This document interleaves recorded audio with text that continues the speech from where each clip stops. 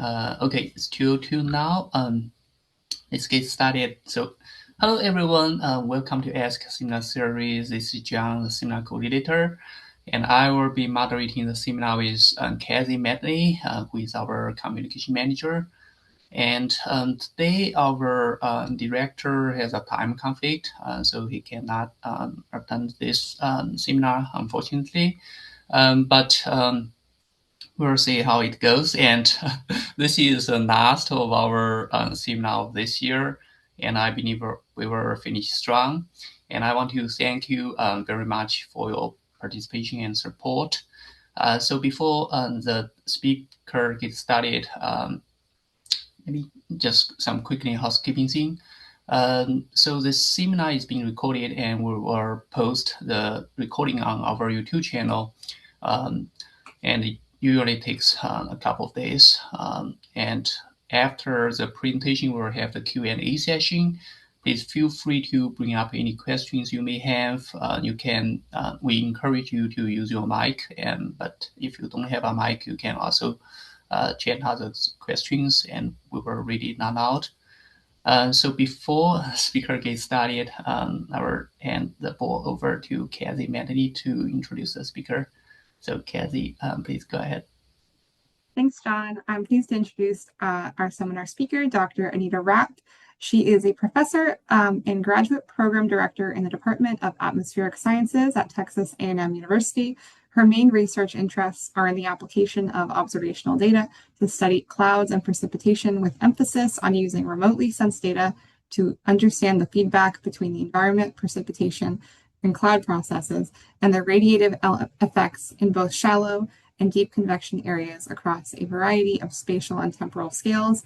She earned her MS and PhD in atmospheric science from Colorado State University and BS in meteorology from Texas A&M. So Anita, please continue. All right. So thank you very much for the invitation to present at the last seminar of the semester. This is some work that was primarily done by my PhD student, Sarah Wessinger, but there's also going to be a few sort of new results from an undergraduate researcher who is working with me, Anthony Longinette. So if anybody's looking for, a grad student, he would be a very good option. And this is work that's being done in concert with Dr. Greg Elsasser at Columbia and NASA GISS as part of our NASA PMM project, and also as part of our work for the NASA Pulsar mission, which will hopefully be launched in 2027, and I'll mention that kind of at the end. So when the invitation first went out to me, I thought I would be talking about some work that my group had been doing, looking at the cross-scale links between the characteristics of deep convection and deep convection morphologies, and how this relates to changes in the large-scale circulation in the context of a narrowing ITCZ with a warming climate.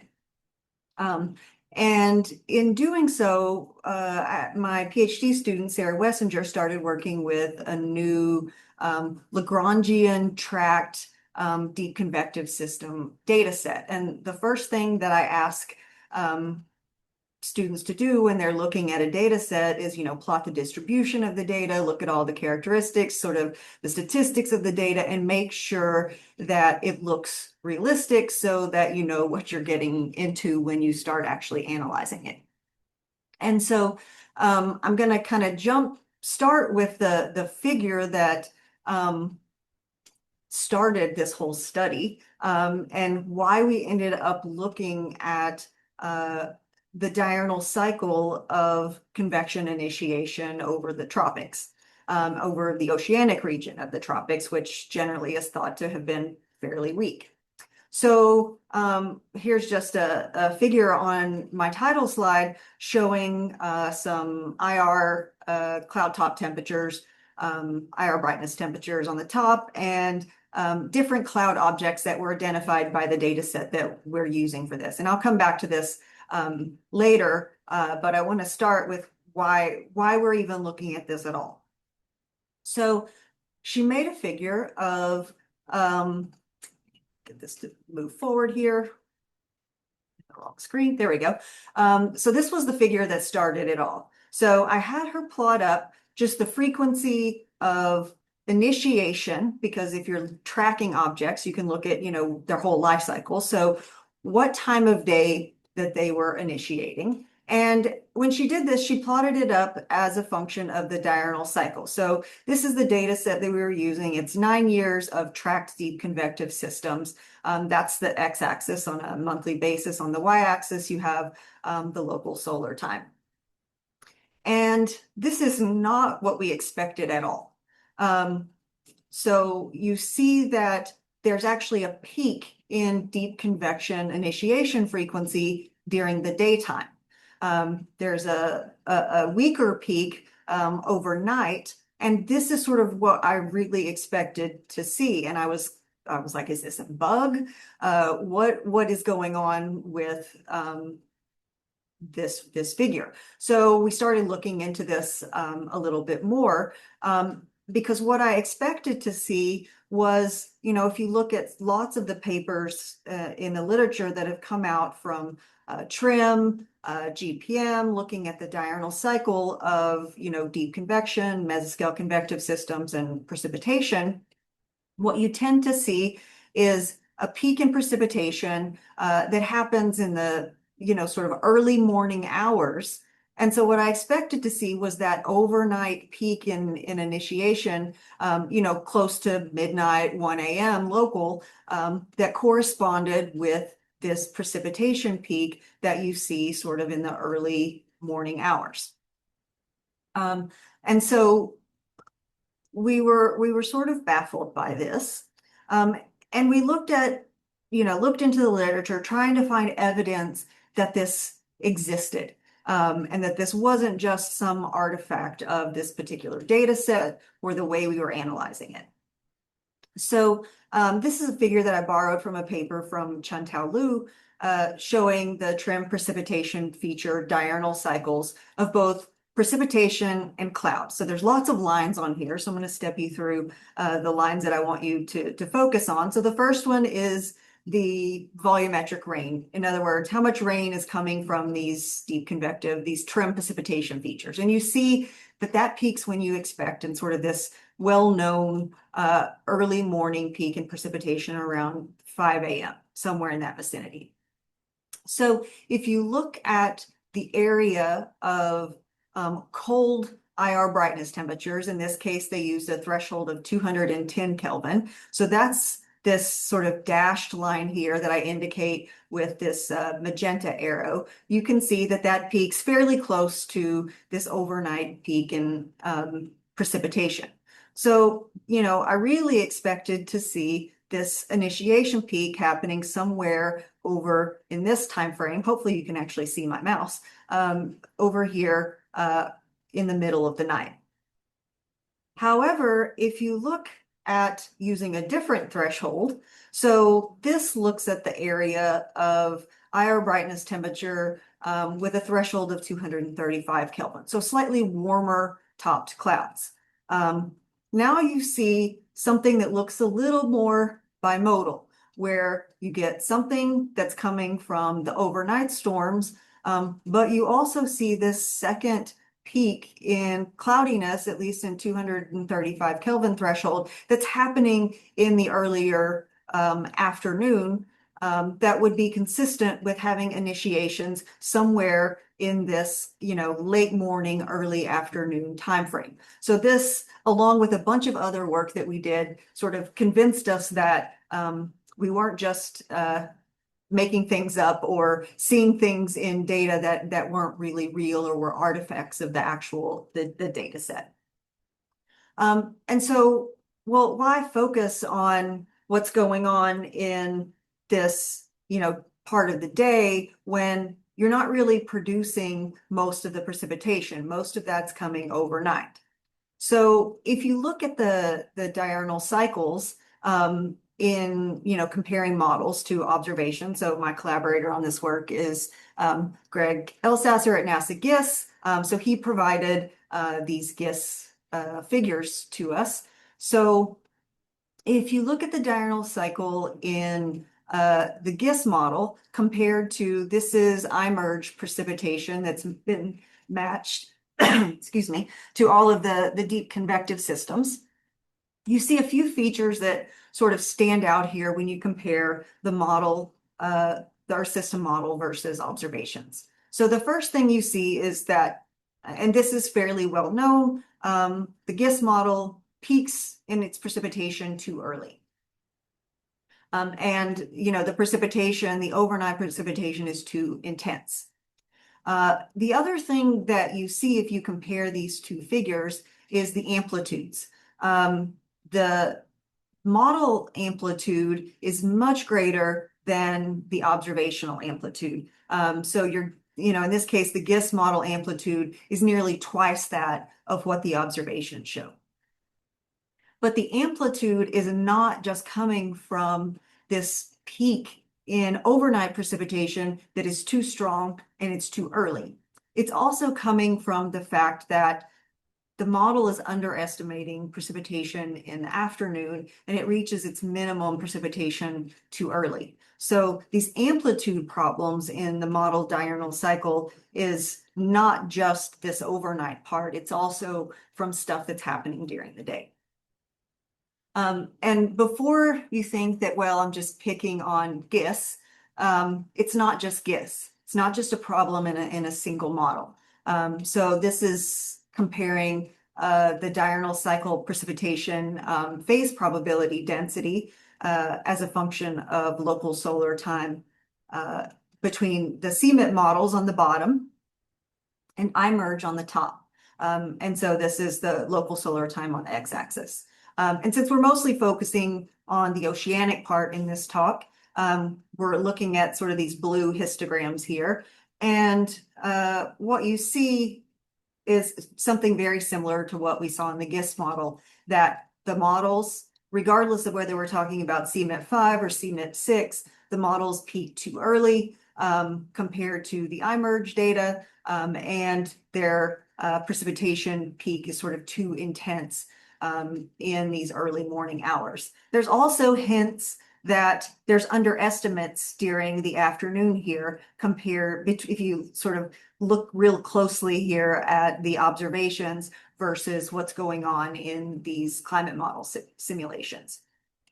And it turns out that there's a correlation between the diurnal precipitation phase and equilibrium climate sensitivity. So this is the mean of the diurnal precipitation phase. So these would be models that have a precipitation peak closer to what the observations show. And these tend to have a higher climate sensitivity than models that peak too early. So this suggests to me that there's probably problems in clouds and radiation too. If you're not doing the convection right during the day, that's going to lead to issues with clouds and of course the top of atmosphere radiative effect, and therefore your climate sensitivity.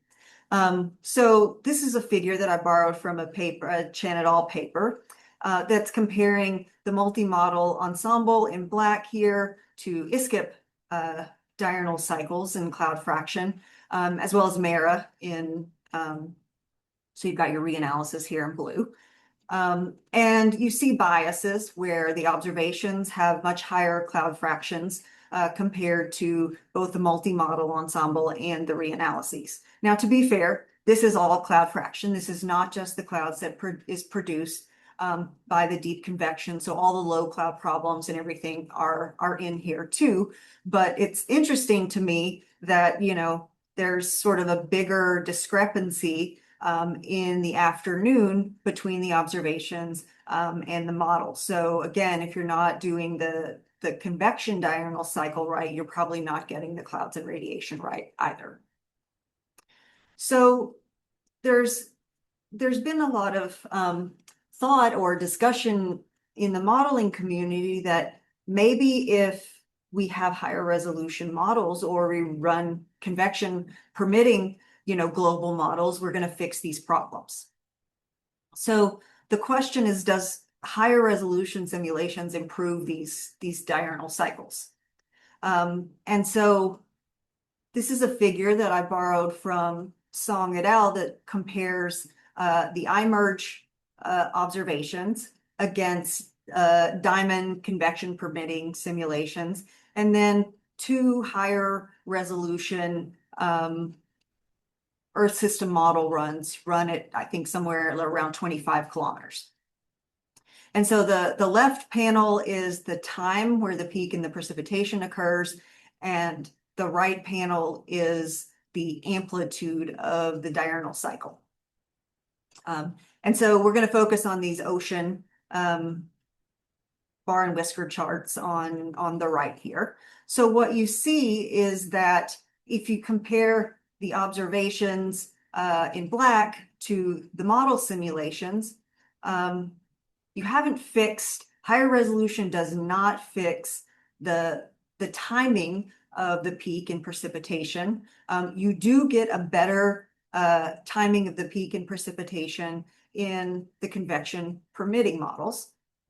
However, if you look at the amplitude, while you have improved the amplitude in the high resolution Earth system model simulation, you have made it worse in the diamond simulation. So you're basically trading off getting the peak more correct for having amplitudes that are too large. So higher resolution doesn't fix timing and amplitude in these models either.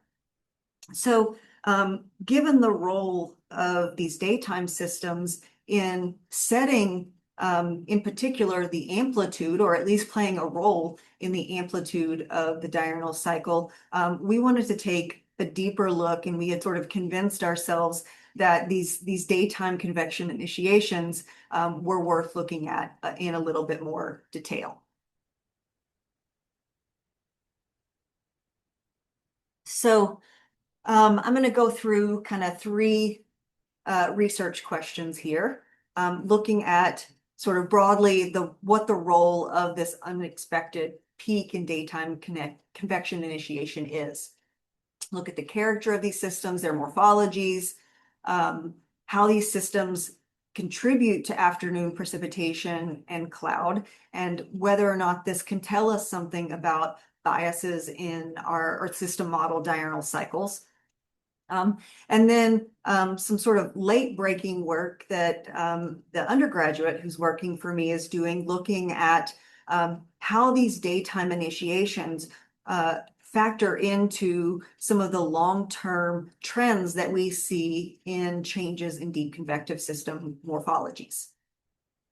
So to do this, I started off by showing you some results from it, but the data set that we're using for this is called TUCAN. So TUCAN stands for Tracking of Organized Convection Algorithm through 3D Segmentation. So this is essentially tracking the tops of systems based on their IR brightness temperatures. So they developed a global intercalibrated suite from all of the geostationary imagers. So we have a global data set of tracked convective systems at fairly high spatial and temporal resolution. So that way, so this data set is about 9 years long. Well, they have various lengths of data sets. There's lots of different tracking algorithms out there. This is the one that we used, but I should say people have done some intercomparison between TUCAN and TOBAC and PyFlex Tracker in TAMS and some of these other tracking systems. And you generally see consistent results from these different trackings. Obviously, they give you some differences because they handle things differently. But by and large, sort of the bulk behavior is quite similar. So this is just an animation that I borrowed from the TUCAN webpage, where they looked at, they focused in on Sandy. It's not really the goal here, but I just want to point out, you can see all of these IR cloud shields, cold IR brightness temperatures, and we are tracking sort of all of these small and very large deep convective systems. And, so we get the sort of full life cycle from initiation, which of course depends on the threshold that you're using for IR brightness temperature tracking. So this Toucan uses a maximum threshold of 235 Kelvin, a little warmer than maybe some others have used. So we are then taking that 9-year data set of tracked deep convective systems and matching the I-merge precipitation to these. So this is just an example of 3 stages in a life cycle of one of these deep convective systems. And you can see sort of the cold cloud shield at the top with the I-merge precipitation overlaid on top of that. So we matched the I-merge precipitation to each of these deep convective objects. So now we have a data set of deep convective system morphologies. So, and I should say that I've been using DCS on a lot of these slides. That's deep convective systems, indicating that we're not just looking at MCSs here. We're looking at sort of the whole distribution of deep convection. So in Toucan, if you imagine 3 frames, which is sort of the minimum that you need to be a tracked system. So this system is undergoing, you know, its initiation, its mature phase, and then its decaying phase, all in 3 frames. So this is kind of a sped up version of a deep convective system life cycle. And so it uses the brightness temperatures to track the clouds. And so its maximum that it uses is 235. It starts with very cold seeds at 190 Kelvin and then sort of works out from there and tracks things in both space and in time. So every, you know, cold cloud shield that it's tracking will have a minimum brightness temperature that it reaches at some point during its life cycle. So that in this case would be this 190 Kelvin TV min that I'm indicating here. You also get the size at every stage of its life cycle. So in this case, you know, this would have its maximum size would be, say, 5,000 kilometers squared in this particular cloud shield. So it's the area of the 235 Kelvin shield. You also get a duration because you know how many frames that system existed. So in this case, they're 30 minutes apart. So this would be a system that's an hour and a half long. And then you can take sort of all of these properties and integrate them. So something that I'm going to be looking at here in a little bit is the integrated cloud shield area, which is just basically taking the cloud shield that a system is producing over its life cycle to figure out what is the lifetime integrated amount of cloud that this is producing, and do the same thing for precipitation. You can figure out the accumulation of precipitation over the life cycle of a given deep convective system. So we're going to be looking at kind of all of these various properties. All right, so now we've got this data set of hundreds of thousands of deep convective systems, and we can look at sort of the character of these daytime initiated systems. So that's where we're going to start.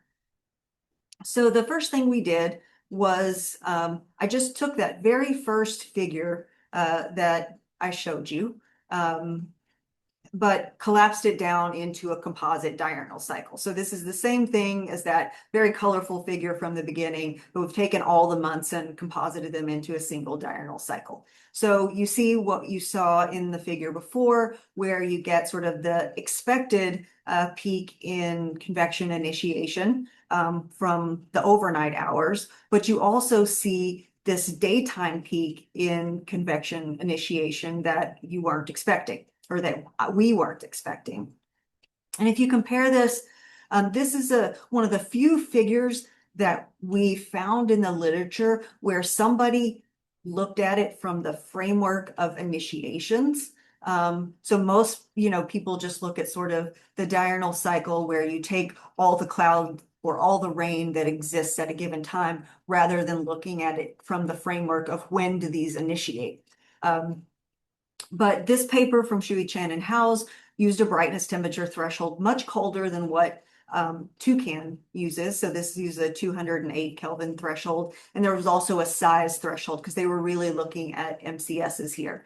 And you see this, you know, peak that sort of corresponds with our overnight peak that you expect, but you see that during the day, this doesn't show up at all.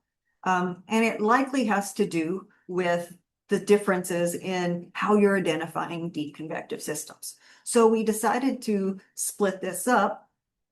We know what the minimum brightness temperature is in each of our convective systems. So we built the composites, but from systems that are colder than 210 Kelvin versus those that are warmer than 210 Kelvin. So our sort of really cold top systems, more intense systems versus our sort of warmer, weaker systems, if you will. And so that's what you're seeing here on this bottom panel that I just brought up, where the red curve represents deep convective systems that reach a minimum brightness temperature that doesn't ever get as cold as 210 Kelvin, versus the systems that at some point in their life cycle reach a minimum of 210 Kelvin.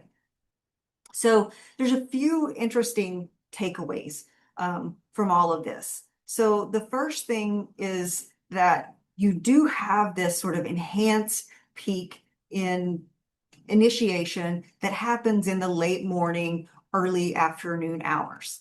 So this large daytime initiation peak, and a lot of it, this inflation of the peak is coming from these warm-topped systems that maybe wouldn't have been identified by some of these older studies that were just strictly looking for MCS, and they used very cold and large size thresholds to identify them.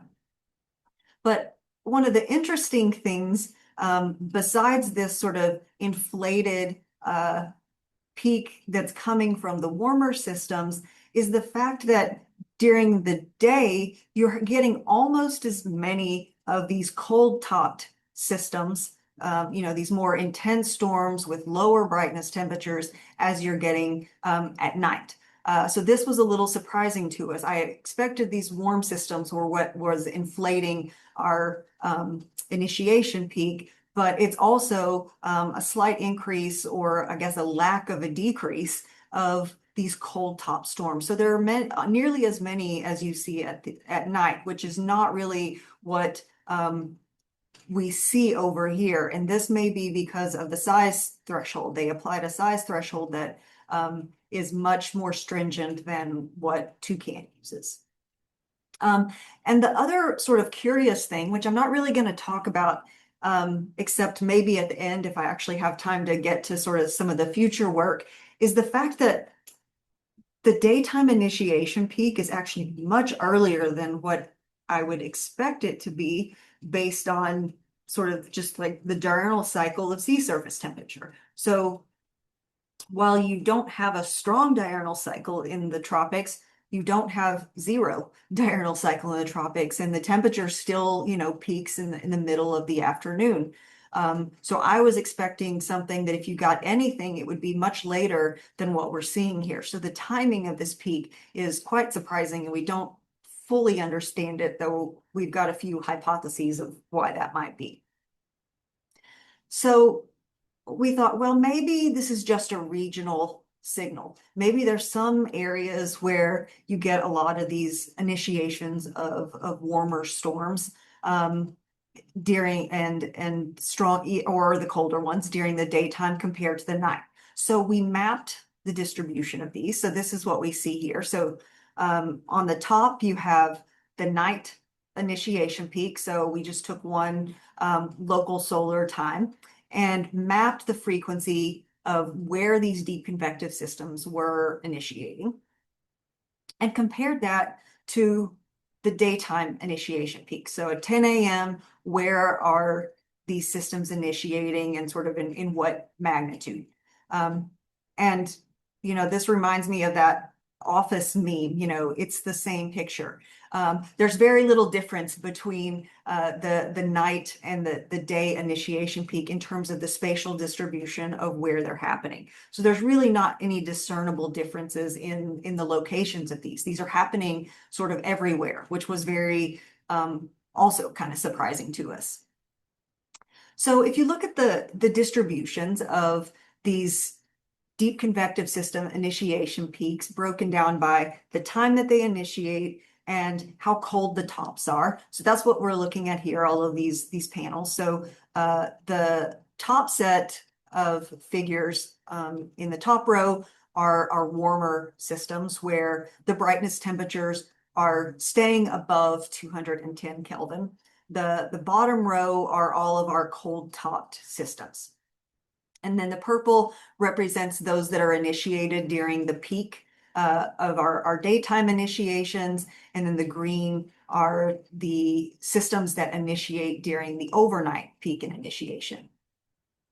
And so there's a few things you can see. So I'm going to start by talking about the minimum brightness temperatures in the system. That's what these two panels are. So the thing that you notice in both of them is that the minimum brightness temperatures in your daytime systems are skewed warmer than those at night. So the warm systems are warmer and the cold systems are warmer, if that makes sense.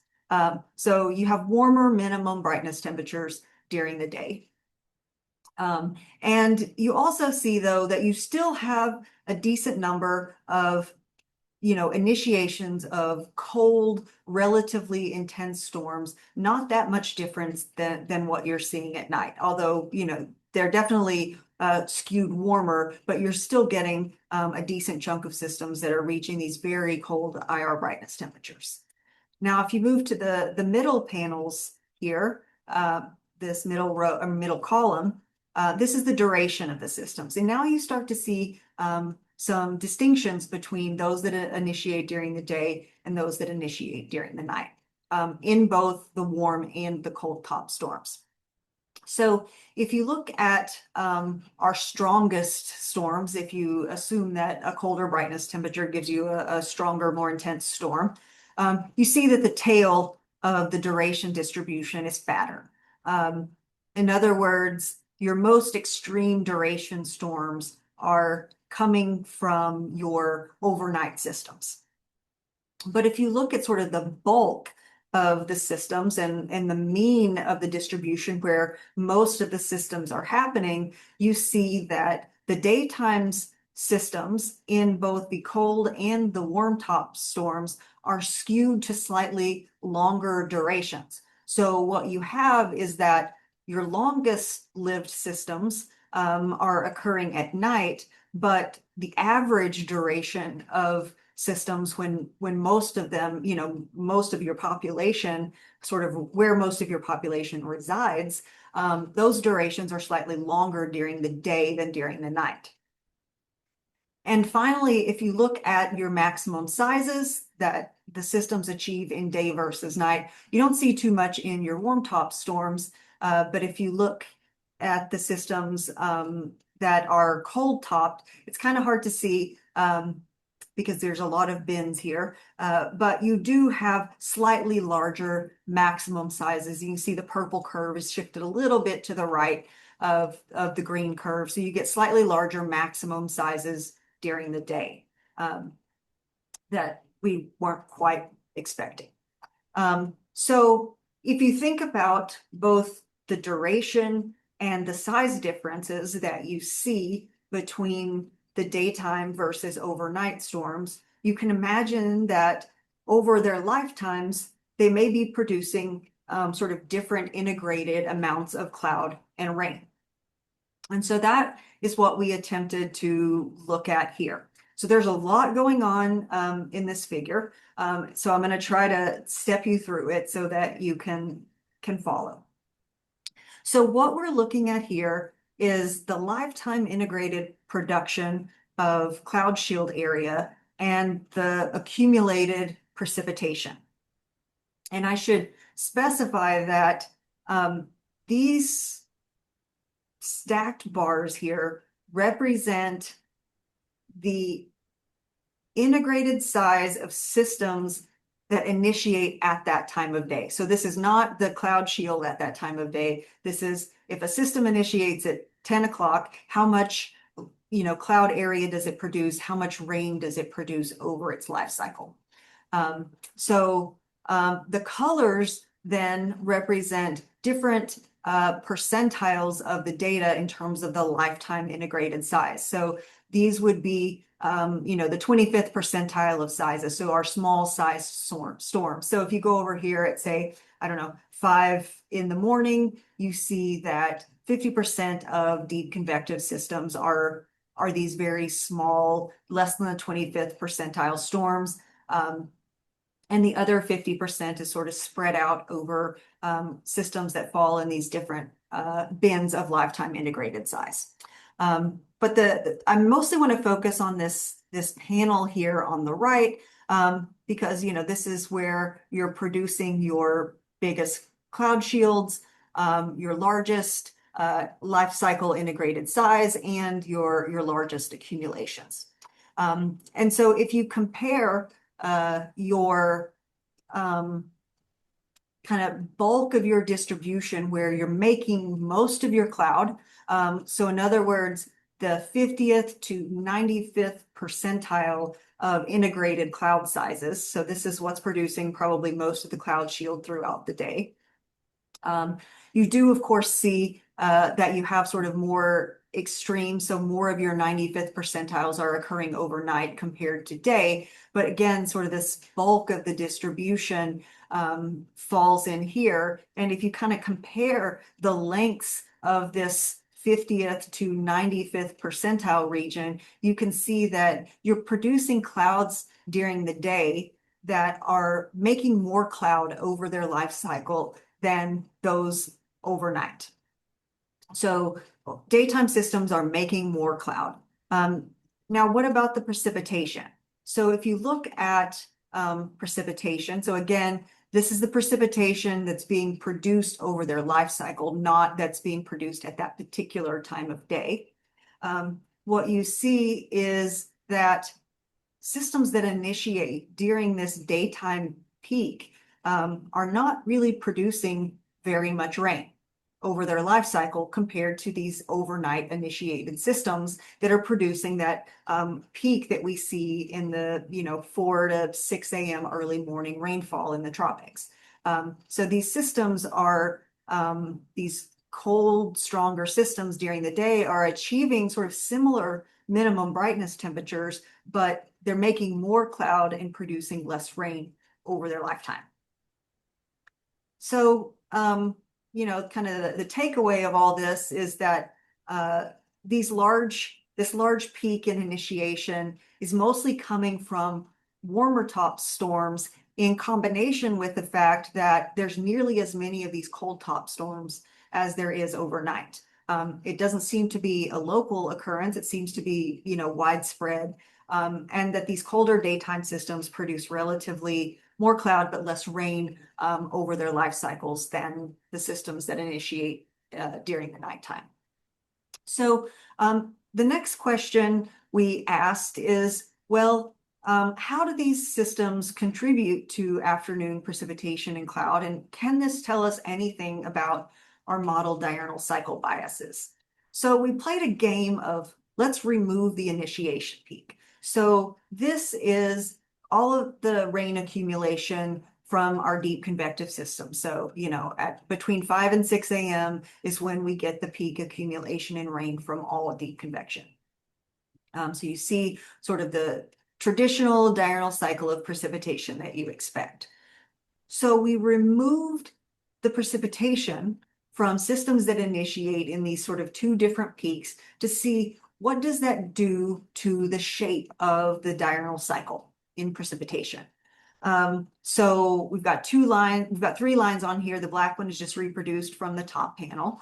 The dotted line is removing our overnight systems, overnight initiations. So we take away everything that initiates between like 11 p.m. to 3 a.m. And then the dashed lines are excluding systems that initiate sort of during this late morning, early afternoon initiation peak. And so you see, if you remove the overnight initiation peak, you completely change the shape of the diurnal cycle. But if you remove the daytime peak in convection and remove the rain from the daytime peak in convection initiation, you see now something that reminded us suspiciously of climate models. Right? You see this big sort of underestimate in afternoon precipitation if you remove those daytime initiations. I mean, which is not surprising. You take away the systems that are making the rain and now you don't have any. But it points to the fact that these systems play an important role in shaping the amplitude of the diurnal cycle. And so if we sort of continue this and compare this to the GISS model, so you can see that, so this is sort of that very first figure that I showed you comparing GISS precipitation anomalies against the I-merge match to deep convection. So here's your GISS ensemble in gray. The solid black line is I-merge precipitation. And then the blue line here is take away the initiations during the day. And now you have exaggerated the amplitude of your diurnal cycle. You still don't get the timing right. The timing is still not the same as your Earth system models. And I suspect if we removed kind of a larger range of the daytime initiations, we'd get something that sort of continues past 3 p.m., out into the later afternoon hours where it looks a little bit more like the climate models. But if you compare the amplitude, so you normalize your diurnal cycles, remove the mean state, and calculate the amplitude, what you see is that your GISS model amplitude compared to the original I-merge amplitude, as I mentioned before, the amplitude is about twice in the GISS model compared to the observations. But if you remove the daytime initiations from the diurnal cycle, now you see very similar amplitudes between those observations and the GISS model, which doesn't prove anything, but it implies to us that there's some role for these daytime systems in shaping the amplitude. And if models are not correctly initiating deep convective systems during the daytime, or they're not maintaining them well enough, you are going to impact the amplitude of the diurnal cycle of precipitation in models. And I think most people have really focused on trying to get this overnight peak correct because that's where most of the precipitation is coming from, but the amplitude is actually coming from what's happening both overnight and during the day.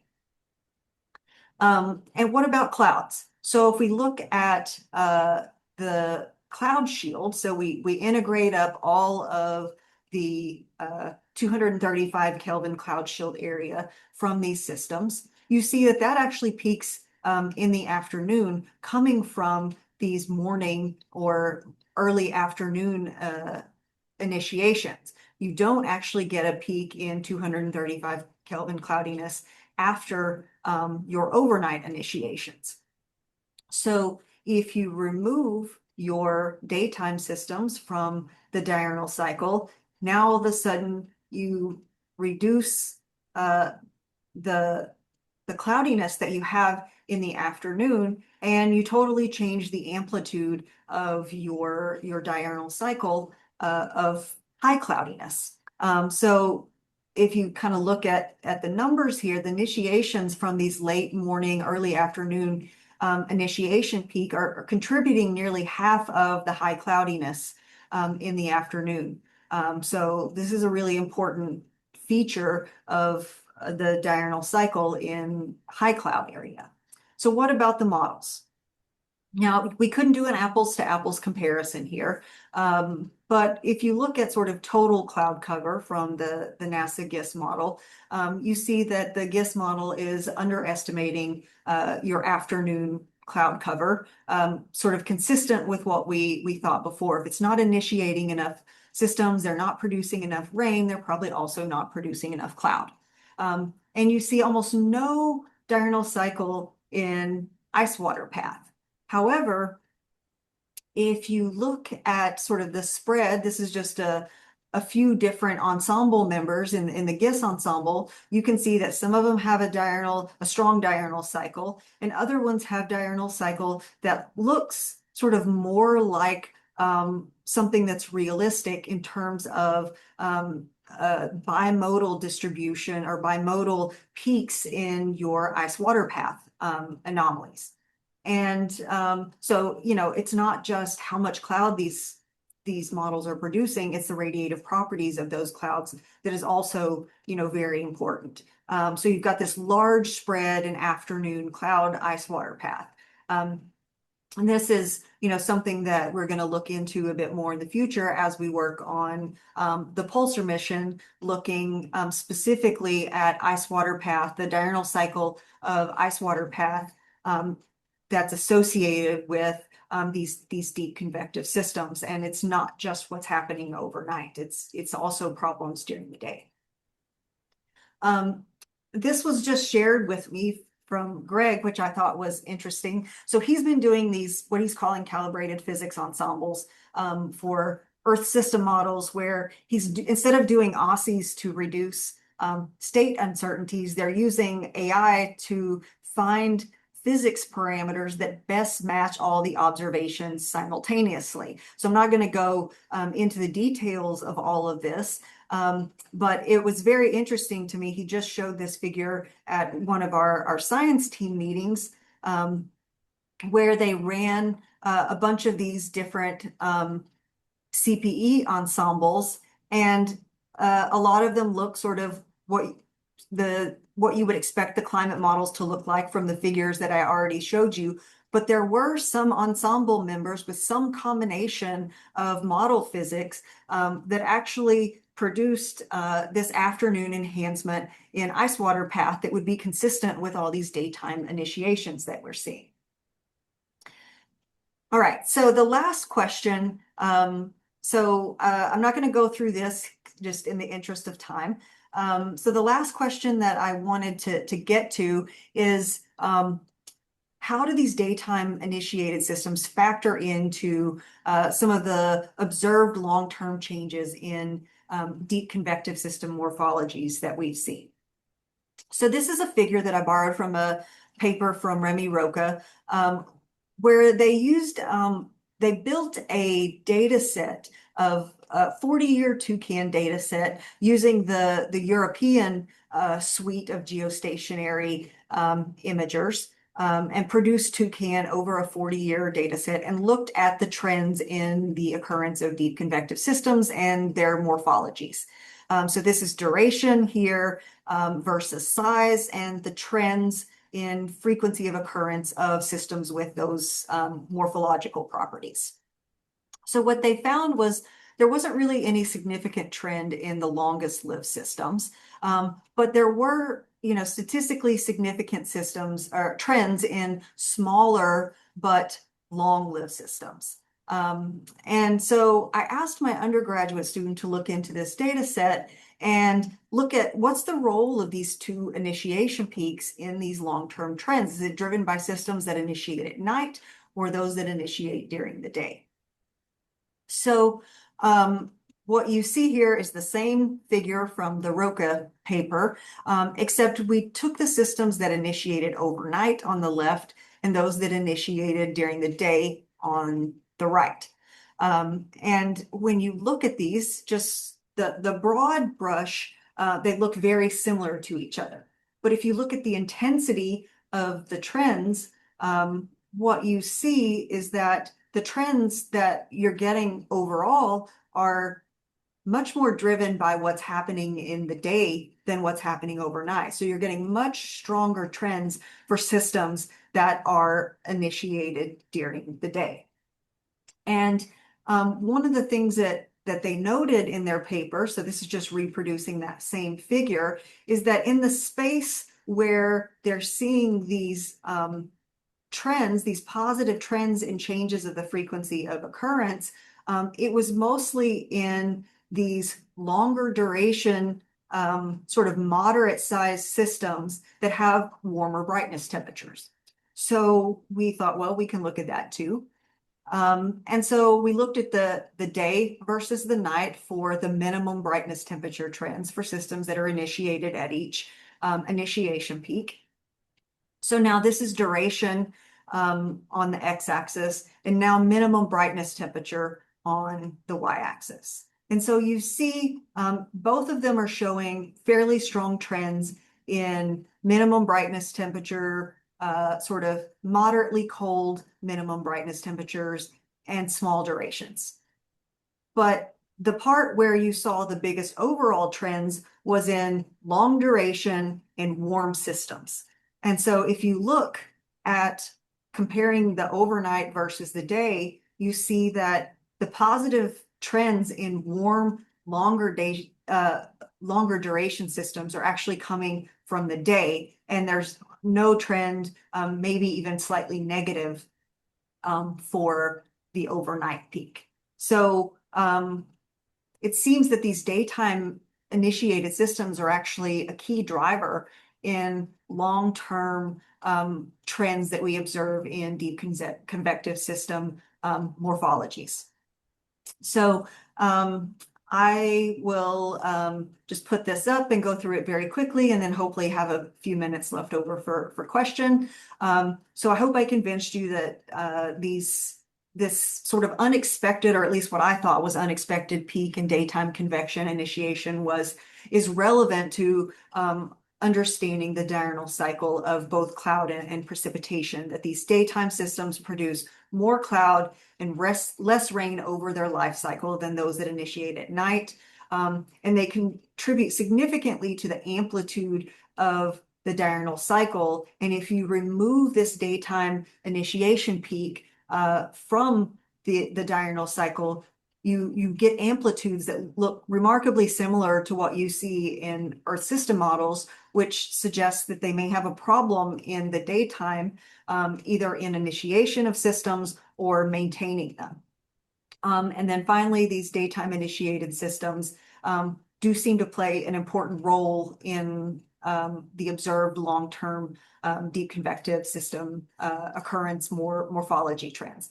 And most of this, with the exception of sort of this number 3, 1 and 2 were presented in a paper from my graduate student, Sarah Wessinger. And so you've got a QR code up here on the right if anybody wants to take a look at that.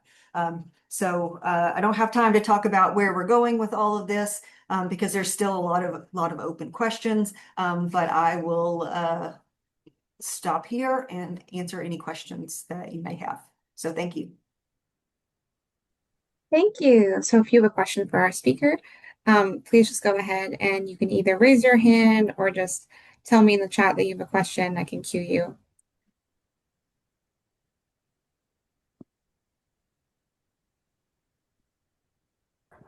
So do you want me to just read George's question and answer?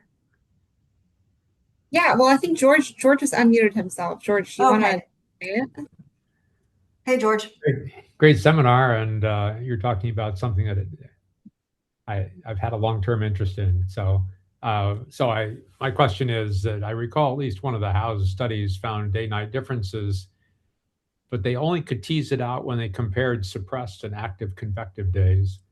This is a long time ago, and I think I was probably a graduate student when it happened. I don't know. Anyway, I don't know if stratifying it this way would give additional insight in your study. It's like, but what I carried away from that is that it mattered whether you sort of showed this in slide 20 with the remove the peak graphs, but this might be another way of removing the peaks, because in convective, what he found in convective situations, nighttime dominated, daytime, took out that, and you were left with basically the afternoon diurnal. Well, thank you for this question, because you set me up perfectly for my next slide in my future work part. And so this is actually, I'm hoping that some of these PMM selectables turn into selecteds, because this is what we propose to look at.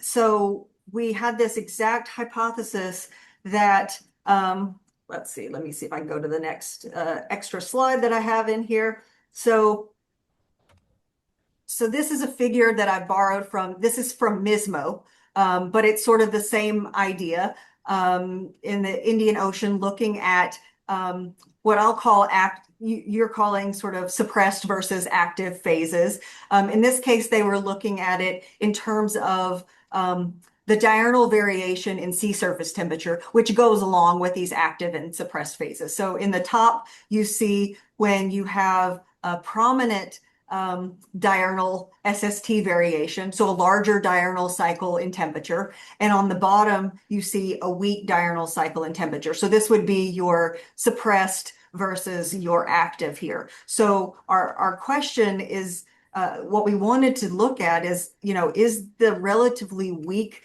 diurnal cycle in precipitation over ocean actually just aliasing of two stronger diurnal cycles, one that happens during the suppressed phase and the other that is happening during the active phase. And so the question that we wanted to ask, which, yes, thank you for setting this up very nicely, is, are these daytime initiations mostly coming from these suppressed regimes where you have this larger diurnal cycle in temperature?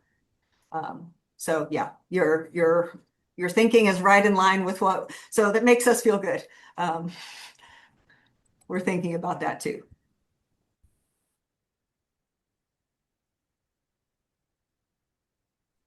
Yeah, so let's see. There's another comment in the chat I see that work from Dynamo. Exactly, some of James Rupert's work looking at active versus suppressed MJO follows along with this. Yeah, absolutely agree.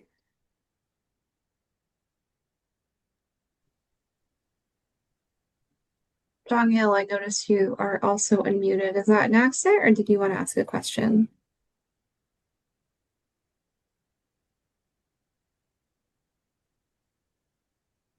Okay, I'll assume accident. Does anyone else have any questions? Can be in the chat or verbally.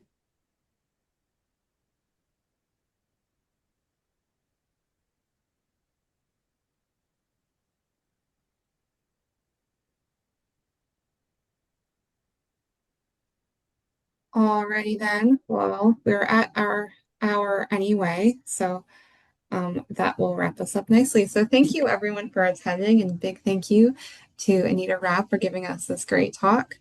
I appreciate all of you supporting our seminar series this semester. This is our last one. We'll return in February. So thank you, everybody. Big thank you to Anita, and have a wonderful holiday break. All right, thank you.